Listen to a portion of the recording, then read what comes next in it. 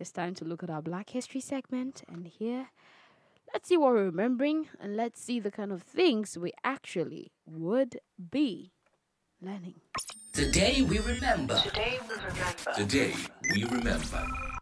Now, on this day, on March 16th in the year 1827, the first black newspaper was published by Samuel Cornish and John Brown Russom. So it's Freedom's Journal, which was actually a weekly newspaper, and it was the first newspaper owned and operated by an African American.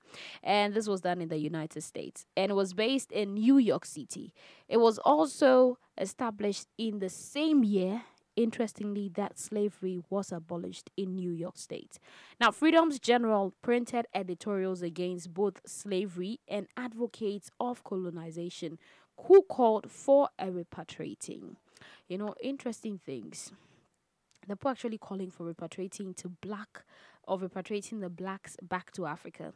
And basically what the Freedom Journal did was it challenged racist attacks against African Americans that appeared in other newspapers. So the editors hoped to reach African Americans in both the South and the North and build a national sense of black unity and pride. Now, they also sought to raise African American articles and about, publishing conscious African American issues and interesting things about the African culture and the heritage. In addition, we also had the Freedom Journal being featured by General News Stories. We had people mentioning, because this is like the first black owned and operated newspaper.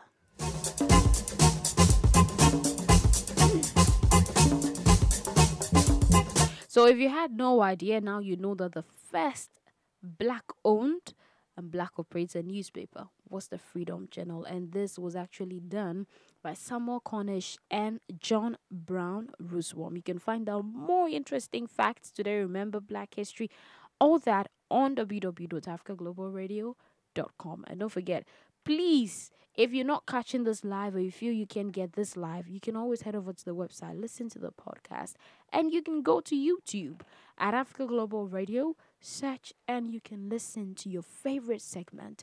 I keep saying this, like there's so much richness in there, so much to learn about a continent and its people and its heritage.